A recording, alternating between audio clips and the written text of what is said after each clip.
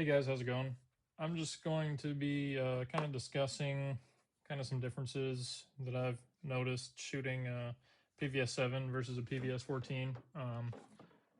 As you probably know, these are both kind of on the starter side of night vision devices, given their lower price point.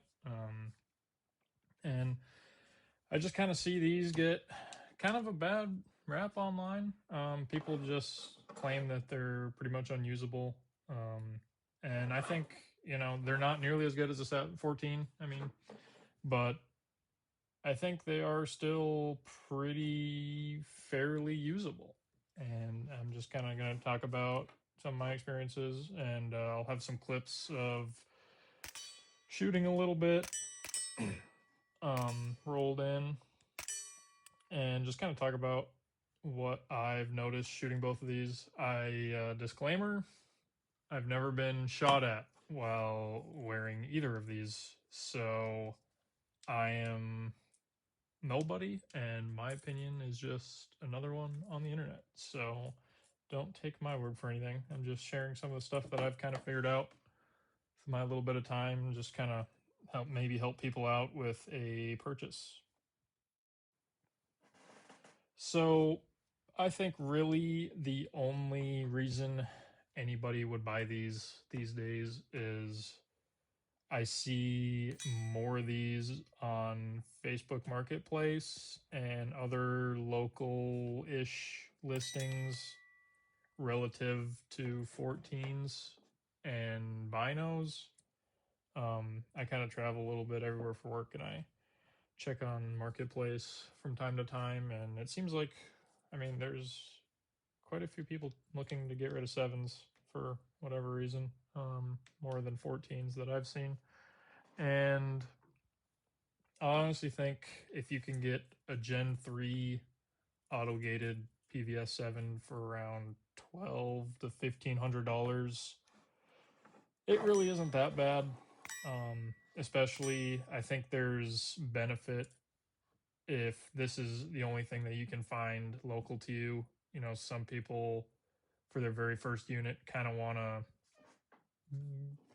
make the purchase in person and not buy online, with something that's such a high priced item and so different compared to other stuff. It's kind of hard to imagine how this stuff is just by videos online. So I understand people wanting to make sure it works, kind of get a little bit of the rundown, a little bit of information behind it, being able to meet someone in person. And more people are selling these, so obviously I feel like there's a higher chance that you can meet someone in person to buy one of these. And usually the people selling this kind of stuff are all pretty nice, pretty down to earth, reasonable people from my experiences, and they'll more than likely people will be more than willing to go through kind of their experiences with one that you're buying it from, and kind of how to use it, and maybe a few little tips that they've kind of learned has kind of been my experience. And in my experience, from letting kind of newer shooters that don't really shoot very much shoot with night vision, it seems like a few of them kind of prefer the 7, just because both your eyes do see the image versus a 14 that only sees one, even though this image is a lot more usable.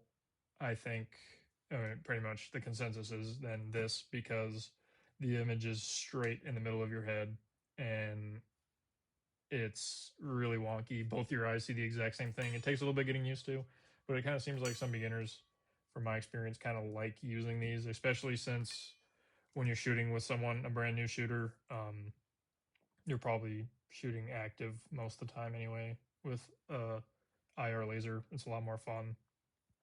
So even if you do get this first and you move on, I think that it's still fun to show different people that come over to, because you're probably going to be shooting active anyway, kind of having fun with your friends that there really isn't too much of a downside as like a little bit of a loaner unit once you move on and get binos or a 14. So you can hang on to this after you buy it also if you end up moving up. And I think probably the biggest benefit these have is the aesthetic of a PVS-7. I mean, they just look so much cooler. You know, you'll see in the videos, I think they look a lot cooler when you're shooting with them versus a 14. I mean, a 14 just looks, you know, whatever. I mean, a lot more usable, you know, hands down. If you only can have one, money no object, 14 all day. But it just doesn't look as cool. And, you know, some people, I think that matters. And matters a lot. But, you know, there is kind of ways, there's a few little tips that I have if you are looking at getting a 7 that you can make it usable for passive aiming with a red dot. And it's not as terrible, I think, as people make to seem online. Maybe I'm just a young guy that's fairly in shape, so it's not too bad for me, but I just think that it's kind of overplayed how terrible people say these are because I think they're actually fairly usable once you actually get some time behind them. There is a bit more of a learning curve to use them very proficiently versus a 14 shooting wise and kind of navigational wise, I think that I noticed. And yeah, but a few of the cons, I mean, there's actually a lot of cons compared to a 14. The biggest one, not the biggest one, but a very big one is just looking at them. You can tell how much more bulky and the extra size that a 7 is. It's just going to be more constantly just bumping into your gun, bumping into getting in and out of vehicles. It just is what it is. It just takes up more space and it's large and awkward. And it's take the eyepieces off here. You can tell it's a little bit longer than a 14 also, having the eye cups kind of lined up right there. But that just, yeah, about an inch, almost a full inch longer, which is a lot, despite what they say. And another thing, so if you have eyepieces that come with one, make sure you keep them and just kind of keep them, you know, peeled back like this. One major con that I think is a major con to the 7s is how much smaller the eyepieces are that you look through. As you can see, the 14s, you can have these just so much farther from your face, from your eyeball, and you can kind of get away with putting them a little bit higher and kind of you can kind of mess around so you can have a little bit more peripheral vision in the bottom or on the side of your eye. But I think there's just a lot more that you can get away with, and you can have a little bit farther. So when you do bump stuff with it, it's not gonna jab you right in the eyebrow and cut your eyebrow open. With the 7, I mean, you have to get your eyes pretty close to these to really get a full picture. Just because, I mean, how much smaller of a view you have. So definitely, I recommend leaving your little caps on because, yeah, because these will get bumped into stuff, and it is nice to have some cushion when these get smacked into your face. Another pretty big con to these is if you do want to shoot passive, as you'll see in the videos of me shooting, you really have to cant your gun quite a bit, which doesn't really affect up close shooting that much, but once you really start stretching out distance, it kind of is annoying. It's something you really got to think about and remember. And so it just isn't the greatest for passive aiming, but it is doable up in kind of the closer distances. And if you're right-handed, this battery cap likes to rail the buffer tube quite a bit. So yeah, they're just another ding how much bulkier it is than a 14. But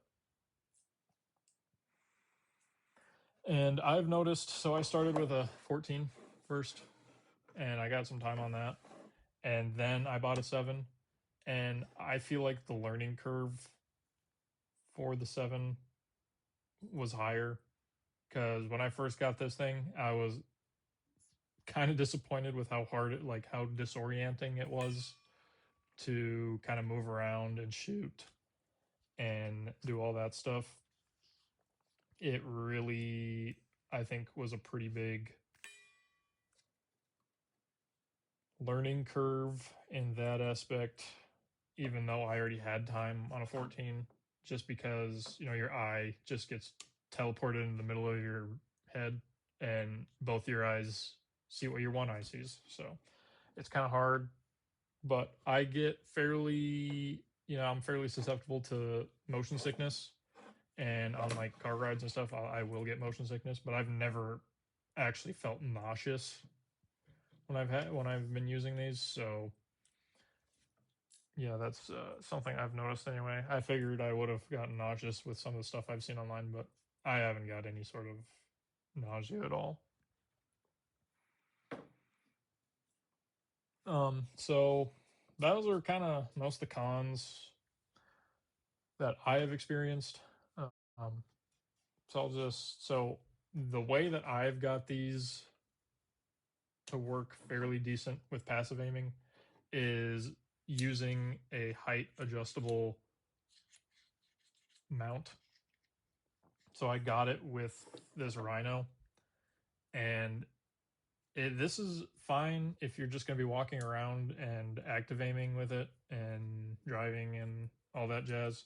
But for passive aiming, it's just pretty much, I mean, impossible unless if you're sitting on a bench somewhere. I mean, really, you pretty much need to have something that's height adjustable. This is just a G24. I haven't used any of the Amazon knockoffs or anything like that, so I can't speak to those. But and then I got a little adapter that converts it to dovetail, and this is pretty much the biggest game changer, I think, to being able to use it passively. And I don't know if most people who say that you can't really shoot passively just haven't used something that has height adjustability in it, but I think that is probably the biggest piece to being able to passively shoot with a 7. But if you have just a Rhino, I mean, pretty much forget it. It's pretty well impossible to very effectively shoot with a red dot. And kind of, I've noticed shooting with an EOTech versus just normal red dot, having a little bit bigger window is fairly beneficial. You can kind of, you don't have to be so straight across from your optic, but that's kind of the same with both of them. But it just helps just a little bit more with the 7. And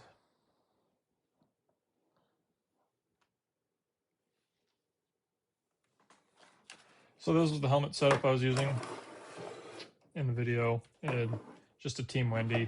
I haven't really had any experience with the cheap Amazon stuff or whatnot. And I would also highly recommend a counterweight. I've kind of used it without a counterweight, and it really is quite a bit of neck strain. I mean, it's manageable and usable for a little bit, but after a while, it gets pretty cumbersome.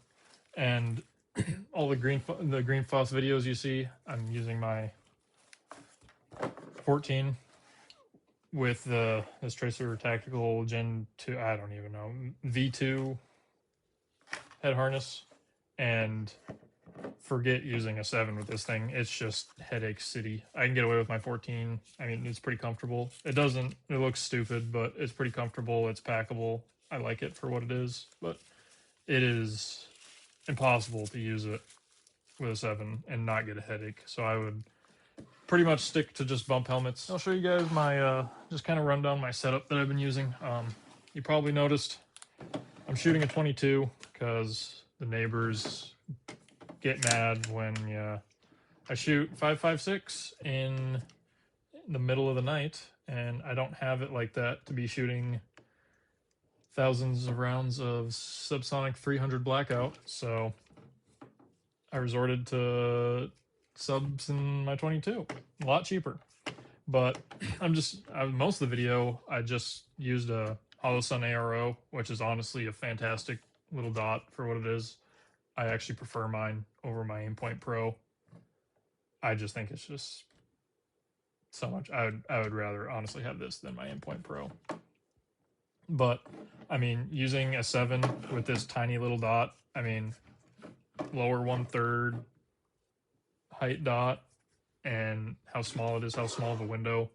I mean, if I can at least half-ass use this setup, I mean, I'm pretty sure you can get away with really anything as long as, you know, has good light transmission through your optic. But yeah, EOTech was a little bit easier. You can kind of get sideways a little bit more. Don't have to be so straight on, but you do have to cant your gun quite a bit, which is a unfortunate thing you got to do using a 7, but it's usable.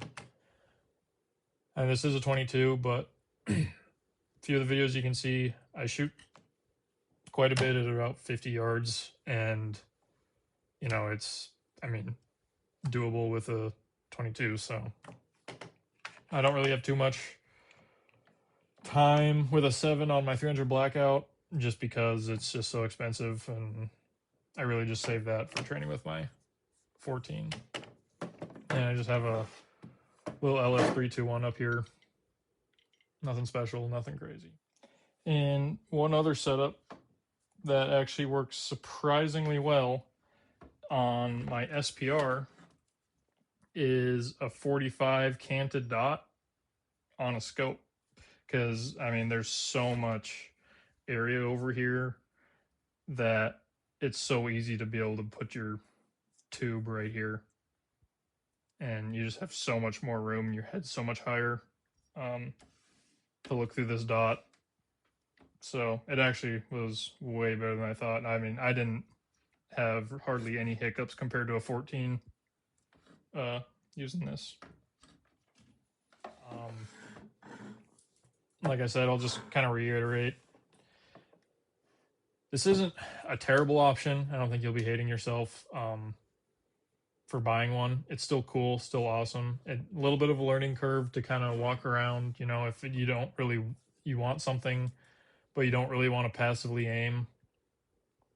I think this is a pretty good option. You know, something you're just looking at walking in for coyote hunting or deer hunting or something like that, and you want something that's on the lower end of the budget because you're just, you know, something to kind of look around with. And if you're kind of new into night vision and you're kind of worried about buying 14 online, it's a lot, you know, it's just such a different thing than, you know, what most people are used to. And I know I was kind of on the fence buying this. This is a little bit more of a higher spec 14, and how much money it was, and I just took a shot in the dark basically. But I know for a lot of people that just doesn't make sense, and they'd rather have something they can kind of, you know, actually tangibly see and, you know, buy it in person. And, you know, sometimes this is what people can get, and I think you won't be super disappointed with one of these.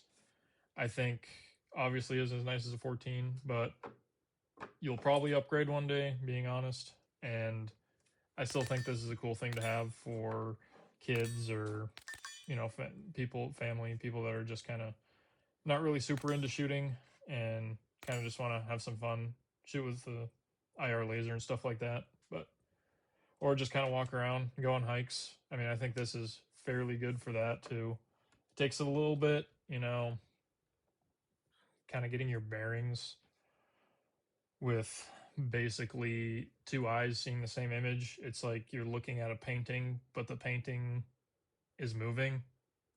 It's really hard to describe, but you can get it after a while, and you'll see in some of the videos. I mean, I move around and just fine with them, and I've had a few more incidences with falling on my ass with the 7s and then a 14. But I mean, for what they are, they're all right.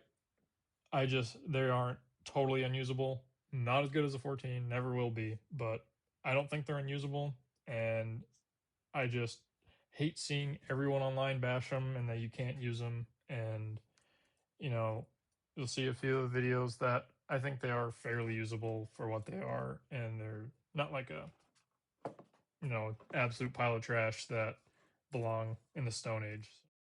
So that's pretty much all my experience with these. Like I said, I don't have a whole bunch of experience. I don't have decades or anything on this stuff. So I'm just a guy. I like shooting them. I got both. I know some people are back and forth on which one to get. And that's just kind of my experience on them.